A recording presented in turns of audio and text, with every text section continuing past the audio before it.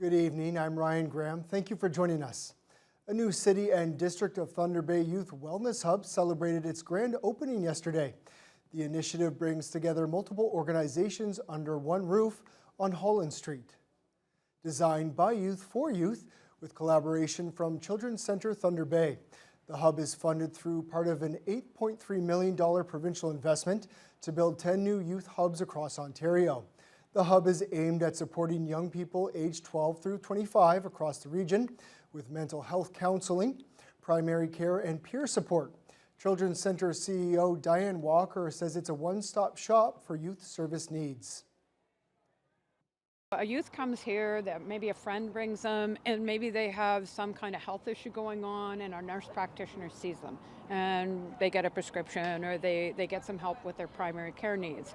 But then there is an opportunity to have a coffee or do laundry that they may need or something, and then they can talk to somebody about their substance use or a peer worker who can sort of guide them through the service system. The first face you'll see is one of our care navigators, and they'll talk to you, see how you're feeling, see what you need, see what you want to do today, and then you'll likely see one of our peer support workers next. You know, they're probably having some programming going on or an event going on or some cooking classes, you know, and they'll help you if you need to, you know, get some things done in the kitchen, get some work done, whatever you need to do.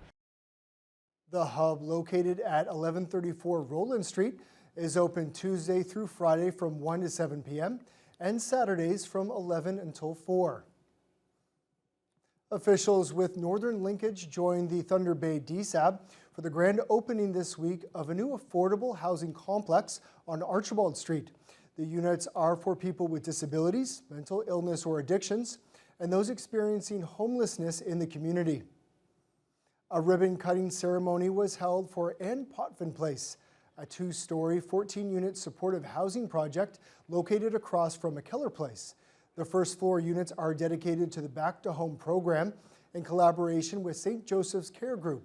The second floor units will help reduce the long wait list for low-income housing. The rent will be around 80% below the CMHC's market price and was made possible by the DSAB funding, over half the cost of the $3 million project. The complex was named after Ann Potvin, a founding member of Northern Linkage who retired after more than 30 years of community service. Thunder Bay has a lot of people who are living in the streets because of not just because they've had their share of bad luck. I feel absolutely honored and humbled and forever grateful to the people that provided the funding, first of all, and then having the builders who knew exactly what we wanted. Well, we've worked with Northern Linkage in the past. They're the constructors, we're the funders, and we've had some pretty good successes in the past. So when an opportunity came up for this property and the initial conversations to create 14 new spaces, we thought, yeah, we're in. So happy to be a part of it. The credit goes to Northern Linkage for pulling it all together in the unveiling today, but it really does benefit the community having these new affordable units in the market. Yes, absolutely. Northern Linkage is so happy. We have our 14 units recently completed. About 3 months ago, over at 201 Brock Street South, we completed 16 additional units, and currently we're working on 22 more additional fully supportive housing units. And in the spring, we're going to be breaking ground on 18 more affordable and supportive housing units. Occupancy of Ann Potvin Place is expected to begin by October 1st. Well, thousands of people came out to Marina Park last night for the second and final drone light show of the year. The first one was on August 28th, and this one was supposed to happen the night before, but was postponed due to rainy weather. This show featured different images than the previous one, including the historic Finnish Labor Temple and the old Brill bustles that operated in Fort William and Port Arthur decades ago. But the biggest cheers came when an image of Terry Fox appeared in the sky. The effect is created by 400 synchronized drones with lights that change colors. The show marked the finale of the Culture Days event at Prince Arthur's Landing. The two drone shows cost around $100,000 to bring in and produce, with the Thunder Bay Airport paying for 2/3 of it and the city covering the rest. Canada's oldest independent brewery, Moosehead Breweries, hailing from St. John, New Brunswick, is bidding farewell to bottles and embracing the life of canned beer. CTV's Sarah Plowman explains. Decades after bottles debuted at Moosehead, they faced their final act. In a few months, bottles will be gone.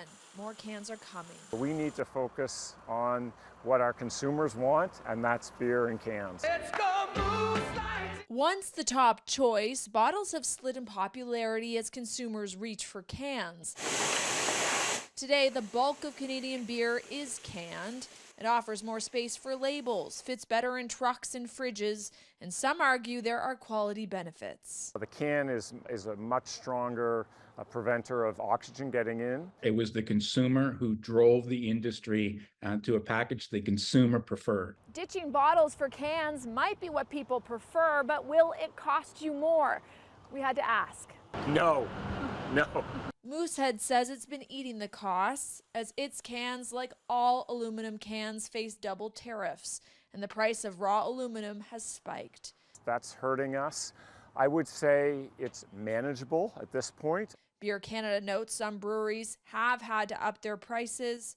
If that 200% increase in the raw price of aluminum stays around for a while, that will be just the tip of the iceberg. For now, the focus here is on legacy. They've launched a contest for someone to win the last bottle made. We're asking for consumers to tell us why they think they're our biggest fans, and the response so far has been great.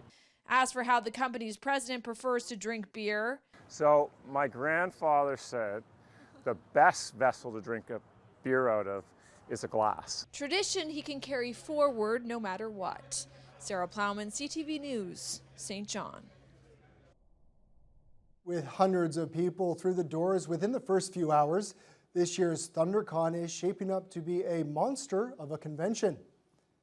The wibbly-wobbly, timey-wimey 10th anniversary ThunderCon is underway at the CLE grounds. This weekend's con featured a wide genre of vendors, a cosplay competition, and board game demos, with a particular spotlight on local creations. But the biggest draw for this year's event was a star-packed panel guest list. This is probably one of the best years we've had. We've lucked out getting Doug Jones. If you've basically seen a movie in the past 20 years, you have, well, to be precise, not really seen Doug Jones because he is mostly a character actor. He's always in makeup, he's under layers of masks. But the way that he brings that physicality, that persona through that makeup, through that masking is something that just has to be seen to believe.